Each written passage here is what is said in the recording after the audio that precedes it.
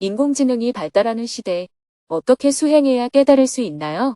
2024년 7월 2일 베트남 사일즈, 흥푸옥 사원, 브롱 사원, 민땅쾅 사원, 워컨다란시 사원. 안녕하세요. 오늘은 스님이 베트남 불교승가위원회의 초청을 받아 베트남을 방문한 지 4일째 되는 날입니다. 하루 종일 4곳의 사원을 방문하고 법담을 나누었습니다. 새벽 기도와 명상을 마친 후 아침 식사를 하고 오전 7시에 흥푸옥 사원으로 출발했습니다. 출근하는 시민들로 활기찬 거리를 달려 40분 만에 흥푸옥 사원에 도착했습니다. 사원에 도착하자 주지인 틱민 두옌 스님이 환영해 주었습니다. 인사를 나눈 후 법당을 참배했습니다. 당당으로 들어가자 하한거를 하고 있는 스님들 60여 명이 자리에 있었습니다. 먼저 주지 스님이 환영 인사를 한 후 큰 박수와 함께 스님이 법담을 시작했습니다.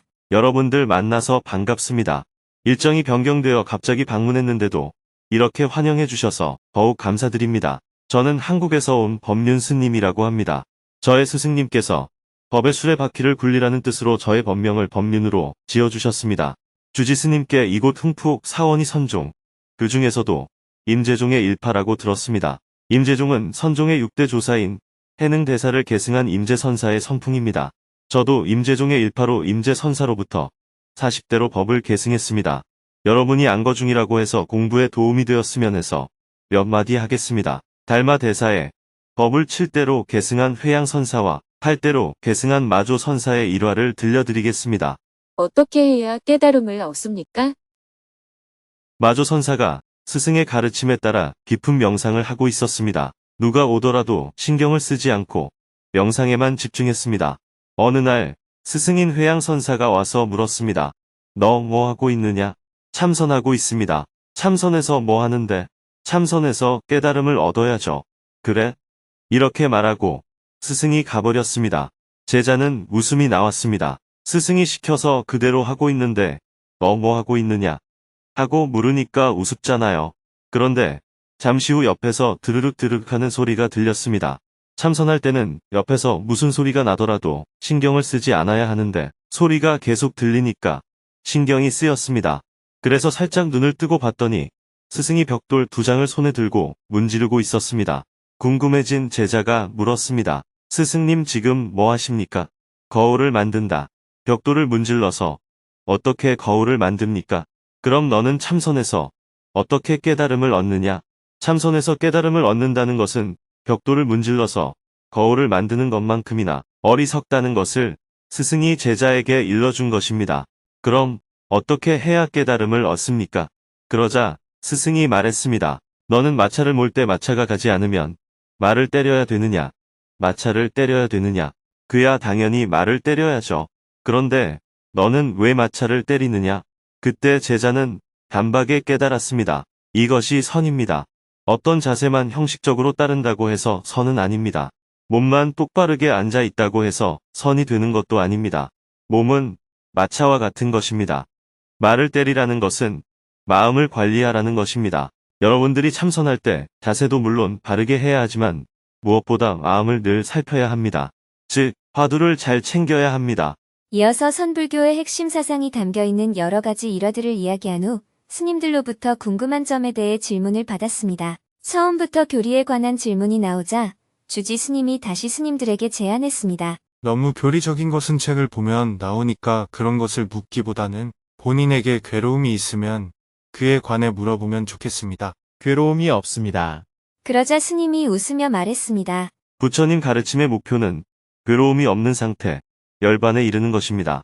여러분께서 열반의 상태라고 하니 아주 기쁩니다. 스님은 선불교의 핵심이 무엇인지 다시 한번 설명한 후 수행, 전법, 사회 실천을 함께 해나가는 수행자가 되면 좋겠다고 스님들에게 당부했습니다. 개인적인 고민을 꺼내놓고 말하기가 쉽지 않은지 금방 질문이 나오지 않았습니다. 다시 주지 스님이 웃으며 말했습니다. 여기 스님들이 모두 열반에 든 것이 아닙니다. 깨달아서 질문을 안 하는 것이 아니라 부끄러움이 많아서 그렇습니다.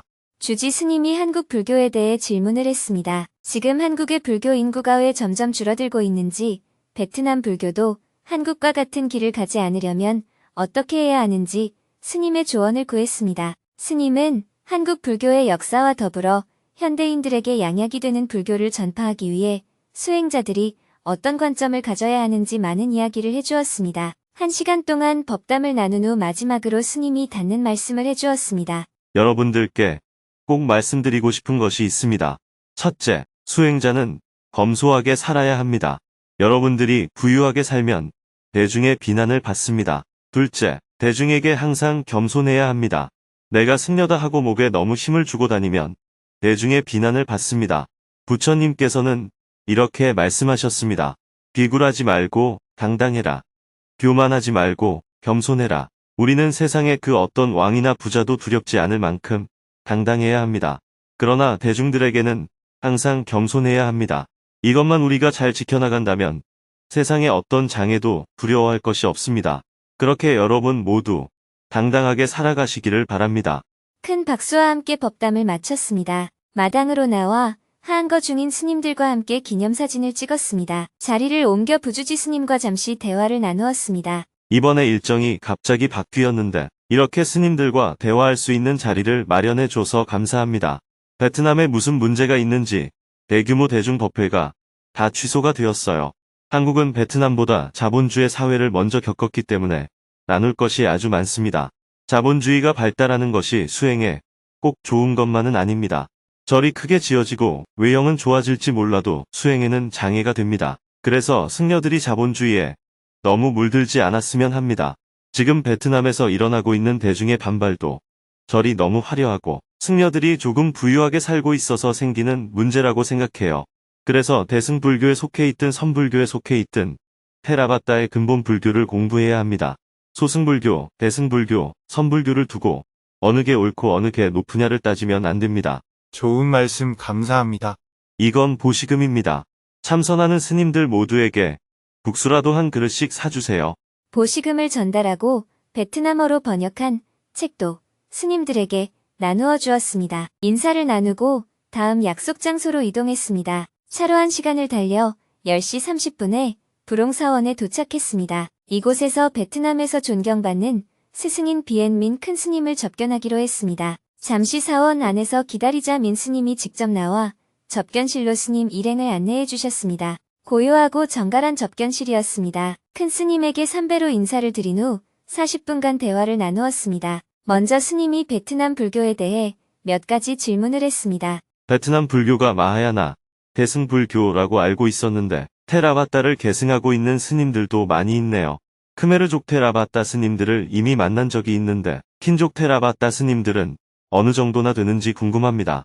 정확한 수는 알 수 없지만 대략 800명에서 1000명 정도 됩니다. 사원은 150개 정도가 있습니다. 비엔민 큰 스님은 베트남 불교의 역사에 대해서 많은 이야기를 들려주었습니다. 베트남에도 처음에는 테라바타 불교가 있었지만 중국의 침략과 영향을 받아 대승불교가 확산이 되었으며 소수민족들은 테라바타 불교를 그대로 계승해오게 되었다고 합니다. 참선과 위파사나는 형식만 다를 뿐 같습니다. 큰 스님은 선불교의 참선과 테라바타의 위파사나는 형식만 다를 뿐 내용은 똑같다고 강조했습니다. 결국 참선의 뿌리는 윗바사나입니다. 제가 쓴 책이 있는데 불교대학에서 교과서로 사용되는 책입니다. 그 책은 윗바사나와 참선을 비교하고 있는데 그 둘은 내용이 똑같고 형식만 서로 다를 뿐입니다. 스님도 큰 스님의 의견에 적극적으로 공감하며 말했습니다. 참선과 윗바사나의 공통점과 일치점을 말씀해 주셔서 감사합니다. 우리 정토에는 선종을 계승하고 있지만 테라바타도 매우 중요시하고 있습니다. 그래서 처음 불교를 배우러 오는 사람들에게 테라바타 불교에 대해 먼저 가르칩니다. 그 뒤에 마하야나를 가르치고 그 다음에 선불교에 대해 가르칩니다. 어느 것이 높고 낮다고 생각하지 않고 공통점을 찾아서 가르칩니다. 모두 다 부처님의 가르침이기 때문입니다. 올바른 관점을 갖고 사람들을 가르치고 계시는군요. 네, 그래서 스님께서 테라바타와 선불교의 공통점을 말씀해 주셔서 아주 기쁩니다. 제가 참선과 윗바사나에 대해 깊이 연구해보니까 핵심은 하나였습니다. 어떤 종파든 부처님의 가르침으로 향해 있고 근본은 똑같습니다. 감사합니다. 현대 사회의 젊은이들은 종교를 싫어합니다. 기성세대들은 복을 빌거나 죽어서 좋은 데 가거나 이런 것을 추구하며 불교를 믿었는데 젊은 세대들은 복을 빌거나 죽어서 극락하거나 하는 것을 별로 중요하게 여기지 않습니다. 지금은 종교로서의 불교보다는 수행으로서의 불교가 더 필요합니다. 그래서 부처님의 근본 가르침이 매우 중요합니다. 부처님의 가르침은 단순하고 합리적입니다.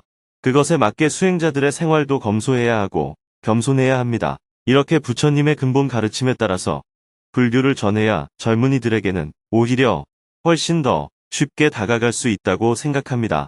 비엔민 큰 스님은 불교를 전할 때 생활 언어를 사용하여 대중에게 쉽게 다가가야 한다고 강조했습니다.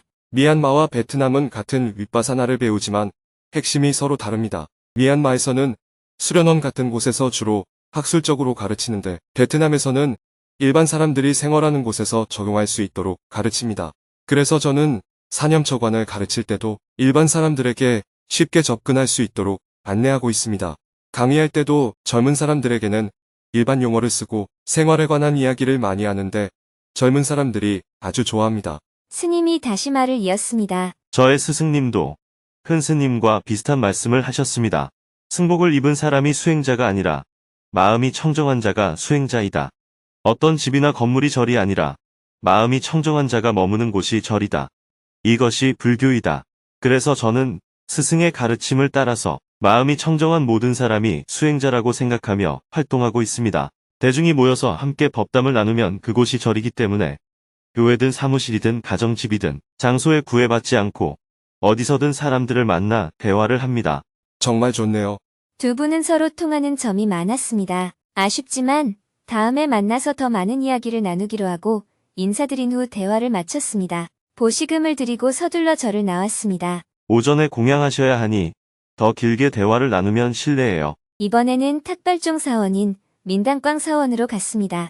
베트남의 탁발종은 불교 탁발 수행자의 전통을 따르는 종파로 민당꽝 스님에 의해 창립되었습니다. 초기 불교 수행자들의 탁발 수행 정신을 구현하기 위해 테라바타, 불교와 대승불교의 이념과 실천을 결합하여 만든 종파입니다. 테라바타와 마하냐를 함께 공부하는 탁발종.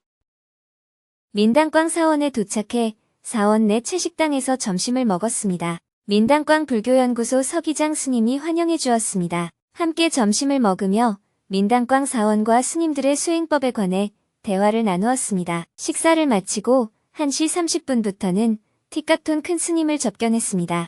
티카톤 큰 스님은 베트남 불교연구소의 소장으로 베트남 불교협회의 부회장을 맡고 있습니다. 큰 스님은 민당꽝 스님의 가르침을 바탕으로 한 다양한 법문과 저서를 통해 많은 불자들에게 영감을 주고 있습니다. 수행자가 되었으면 부처님처럼 수행해라. 큰 스님은 민당꽝 사원의 역사와 탁발종의 수행법에 대해 자세하게 설명해 주었습니다. 민당꽝 사원은 1940년에 설립되었습니다. 캄보디아에서 테라바타 불교를 배워와서 석가모니 부처님의 가르침에 따라 계율을 지키고 탁발하며 살아가는 정신을 계승해 나가고 있습니다. 사원에 거주하는 승려 100명 중에 비구가 30명이고 나머지는 비구니입니다.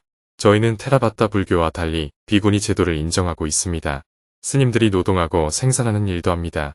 언제까지 탁발만 하고 살 겁니까? 노동하고 생산도 해야지요. 민당꽝 조사님은 3가지를 강조하셨습니다. 같이 살자, 수행하자, 공부하자. 조사님은 수행자가 되었으면 부처님처럼 수행해라 하고 늘 말씀하셨어요.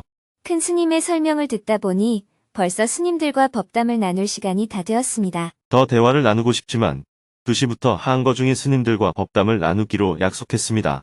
다음에 또 찾아뵙겠습니다.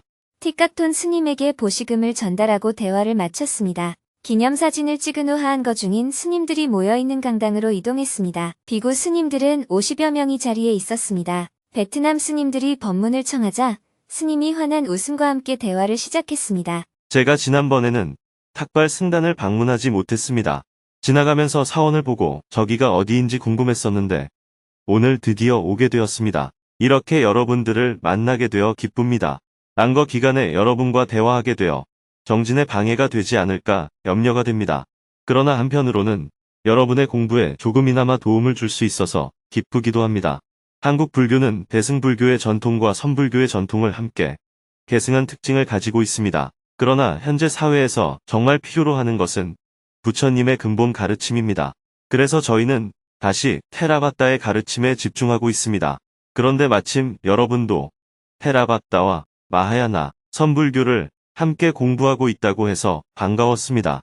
논쟁을 하는 사람들은 어떤 불교가 더 좋다, 이렇게 말하지만 진리의 측면에서 보면 어떤 불교가 더 좋다고 말할 수 없고 모든 불교는 다 부처님의 가르침 중에 하나일 뿐입니다. 그래서 오늘 여러분과 저는 한 부처님의 제자로서 법의 친구가 되어서 이렇게 편안하게 대화를 나눌 수가 있는 것입니다. 여러분 중에는 저보다 더 나이가 많거나 출가한 지 오래된 사람이 있을지도 모르겠습니다. 그러나 대부분 젊은 분들인 것 같습니다. 제가 여러분보다 오래 살았으니 저의 경험을 여러분과 나누고 싶습니다. 이어서 궁금한 점에 대해 자유롭게 질문을 받았습니다. 누구든지 손을 들고 스님에게 질문을 했습니다. 2시간 동안 7명의 스님들이 스님과 대화를 나누었습니다. 그중 한 분은 요즘처럼 물질 문명이 발달한 시대에는 어떻게 수행해야 빨리 깨달음을 얻을 수 있는지 질문했습니다. 인공지능이 발달하는 시대, 어떻게 수행해야 깨달을 수 있나요? 저는 출가해서 부처님 당시의 가르침에 따라 정진하고 있습니다. 하지만 요즘 시대는 과학기술이 발달하고 인간의 수명이 길어지고 인공지능이 나오고 모든 것이 자동화로 바뀌고 있습니다. 이런 시대에는 어떻게 수행해야 깨달음을 빨리 증득할 수 있을까요? 제가 초등학교 1학년에 입학할 때가 1960년이었습니다. 그때 한국의 1인당 GDP가 100불이었습니다. 65년이 지난 지금 35,000불이 되었습니다. 경제적으로만 따지면 350배가 증가했습니다. 그렇다고 해서 사람들이 350배 행복해졌을까요? 35배는 행복해졌을까요? 3배는 행복해졌을까요? 행복해졌다고 말하기 어렵습니다. 이런데도 한국 사람들은 돈만 더 있으면 행복할 것이라고 생각하며 돈하고 있습니다. 앞으로 지금 GDP의 10배인 35만 불이 되면 행복해질까요? 과거의 경험을 보면 그렇지 않을 것입니다. 이것은 어떤 물질적인 풍요나 기술적인 발전으로 인간의 고뇌가 사라지지 않는다는 것을 말합니다. 수명이 길어지고 인공지능이 나오고 자동화가 이루어지더라도 인간의 고뇌는 더 많으면 많아졌지 줄어들지 않습니다. 만약 지금 우리들의 삶을 100년 전에 살던 사람들이 본다면 뭐라고 할까요? 전쟁의 위협이 있는 것도 아니고 밥을 못 먹는 것도 아니고 옷을 못 입는 것도 아니고 잠잘 집이 없는 것도 아닌데 뭐 때문에 괴로운가? 이렇게 물을 것입니다. 그런데 우리는 지금 다 괴롭다고 합니다. 부처님의 가르침은 어떻게 하면 우리가 괴로움 없이 살아갈 수 있느냐 하는 문제에 대한 해결책이 될 수 있습니다. 인생은 괴로움이다. 괴로움의 원인은 집착이다. 집착을 버린다면 우리는 괴로움 없이 살아갈 수 있다. 이 사성제가 부처님 가르침의 요지입니다. 부처님은 왕자로 태어났습니다. 그 당시에 이미 아무 부족함이 없었고 부러운 것이 없었습니다. 경제적으로도 먹을 것이 풍족했고 지위도 가장 높았고 모든 면을 갖추고 있었습니다. 다른 사람이 볼 때는 괴로울 일도 없고 부러운 것도 없는 위치에 있었습니다. 그러나 그는 괴로웠습니다. 당시에 브라만교라는 종교도 있었고 우파니샤드라는 철학도 있었습니다. 하지만 그런 종교와 철학이 인간의 고뇌를 해결해 주지 못했습니다. 그래서 부처님은 괴로움에서 벗어나려면 어떻게 해야 하는지 탐구해서 마침내 괴로움이 없는 경지에 이르렀습니다. 그 경지를 우리는 열반이라고 말합니다. 수행의 목표는 열반입니다. 죽어서 극락을 가는 것도 아니고 다음 생에 좋은 곳에서 태어나는 것도 아니고 이 생에서 복을 받는 것도 아니고 괴로움 없는 상태에 이르는 것이 수행의 목표입니다. 이것이 부처님 가르침의 요지입니다. 바로 오늘날 현대인들은 마치 부처님 당시의 왕자들처럼 부러울 것 없이 살고 있습니다. 그런데 우리는 지금 괴롭습니다. 그래서 2600년 전 고타마 시다르타의 문제의식은 우리가 지금 가지고 있는 문제의식과 같습니다. 오늘날 우리는 물질적인 욕망으로부터 자유로워져야 합니다. 우리가 출가한 이유는 물질적인 욕망으로부터 자유로워지기 위해서입니다. 출가한 승려들이 물질적 욕망과 사회적 지위에 자꾸 집착한다면 이것은 출가 정신에 어긋납니다. 열반에 이르는 길을 부처님께서 이미 가셨습니다. 길이 없어서 못 가는 것이 아니라 우리가 안 가기 때문에 못 가는 것입니다. 그러니 우리는 스님들뿐만 아니라 이 세상 모든 사람들이 니르바나의 길을 갈 수 있도록 안내해야 합니다. 수행자는 세 가지를 항상 실천해야 합니다. 첫째, 괴로움이 없는 상태에 이르러야 합니다. 둘째, 이 좋은 법을 다른 사람에게 전해야 합니다. 셋째, 이 법을 만나지 못한 세상의 많은 사람을 도와야 합니다. 지금이야말로 부처님의 법이 세상 사람들에게 가장 잘 받아들여질 수 있는 때입니다. 그런데도 우리가 자꾸 물질적 욕망에 이끌려서 복을 비는 행위를 하고 있기 때문에 열반에 이르지 못하는 것입니다. 여러분도 수행의 목표가 열반을 증득하는 것이라는 점을 분명하게 가졌으면 좋겠습니다. 괴로움 없이 사는 것이 수행의 목표라는 관점을 아주 분명히 가져야 우리는 깨달음의 길로 나아갈 수 있습니다. 계속해서 질문들이 이어졌습니다. 법륜 스님은 수행뿐만 아니라 사회적 실천 활동도 많이 하신다고 했는데 사회적 실천 활동이란 어떤 것을 말하는 것인지 궁금합니다. 한국에서는 유치원이나 학교에서 불교 교리를 가르쳐 주나요? 한국에서는 불교 인구가 얼마나 있는지, 신앙심으로 불교를 믿는지, 수행하기 위해 불교를 믿는지 궁금합니다. 스님은 그동안 수행을 하면서 어려운 점이 없었나요? 어려움이 생겼을 때 어떻게 극복했나요? 베트남 불교와 탁발종에 대해 스님은 어떻게 보시나요? 수행하는 젊은 사람들은 어떤 관점을 가져야 무아를 제대로 이해할 수 있을까요? 모든 질문에 답변하고 나니 마쳐야 할 시간이 되었습니다. 전체적으로 아주 편안한 분위기에서 질문과 답변이 이어졌습니다. 스님은 불교의 가장 핵심 가르침은 연기법과 중도의 중요성을 다시 한번 강조하며 대화를 마쳤습니다. 다 함께 기념사진을 찍고 스님들에게 보시금을 전달한 후 사원을 나왔습니다. 갑자기 비가 쏟아졌습니다. 쏟아지는 장대비를 보며 지금 시기가 우기라는 것을 실감할 수 있었습니다. 오후 4시 20분에 크메르족 사원인 와찬다랑 사이 사원에 도착했습니다. 차에서 내리자 주지 스님과 일행이 전통식으로 환영을 해주었습니다. 먼저 법당으로 가서 참배하고 접견실로 이동해 주지 스님과 법담을 나누었습니다. 사원의 주지인 단동 스님은 크메르족 테라바타 불교 종단에서 가장 높으신 분입니다. 크메르족의 불교 신앙에 대해 많은 이야기를 들려주었습니다. 호찌민시에는 클레르 사원 2곳 있습니다. 베트남 남부지방에는 456개의 사원이 있고요. 승려는 1만 명이 됩니다. 크메르족은 인구의 99%가 불교 신자입니다. 교육에 관심이 많아서 많은 학생들에게 장학금을 주고 있습니다. 모든 아이들은 제때 배워야 합니다. 스님은 크메르족이 많이 사는 베트남 남부의 메콩델타 삼각주 지역이 매우 가난하다는 이야기를 들었다며 JTS가 도움을 줄 수 있을지 여러 가지 질문을 했습니다. 제가 듣기로는 메콩델타 지역에 가난한 사람들이 많이 산다고 하는데 대부분이 크레르족입니까? 그 지역은 정말 가난한 지역입니다. 크레르족도 가난한 사람이 많고 킨족도 가난한 사람이 많습니다. 올해는 가뭄이 너무 심해서 아예 수확도 못하는 경우가 많았고 수확했다 하더라도 판매 가격이 낮아서 어려워하고 있습니다. 혹시 그 지역에 가난해서 초등학교도 다니지 못하는 아이들이 있습니까? 예, 많습니다. 아이들이 가난해서 초등학교도 그만두는 경우가 있습니다. 학비를 지원해 준다고 해서 해결이 안 됩니다. 왜냐하면 학교에 내는 여러 가지 명목에 돈이 많이 들기 때문입니다. 저의 목표는 어떤 아이들도 최소한 초등학교는 다닐 수 있게 해야 한다는 것입니다. 그래서 초등학교가 없는 곳에 학교를 지어주어서 반드시 학교에 다닐 수 있게 지원하고 있습니다. 아무리 깊은 산속에 살더라도 아이들은 제때 배울 수 있어야 합니다. 15년 전에 캄보디아 북동쪽의 라오스와 베트남과 국경을 접하고 있는 라따나키리 지역에 학교를 지은 적이 있습니다. 그때 라오스와 캄보디아 국경변에는 학교가 없어서 지어주었는데 베트남 쪽은 학교가 다 있어서 학교를 짓지 않았습니다. 그런데 지금 하신 말씀은 베트남 쪽도 학교는 있는데 아이들이 가난해서 학교를 못 다닌다는 것이죠. 그렇습니다. 시골 깊숙한 오지로 들어가 보시면 학교가 아예 없습니다. 그래서 학교가 필요합니다. 학교만 지어주면 선생님은 정부에서 보내줄 겁니다. 메콩델타 지역에서 유치원은 사치입니다. 유치원이라는 개념이 아예 없습니다.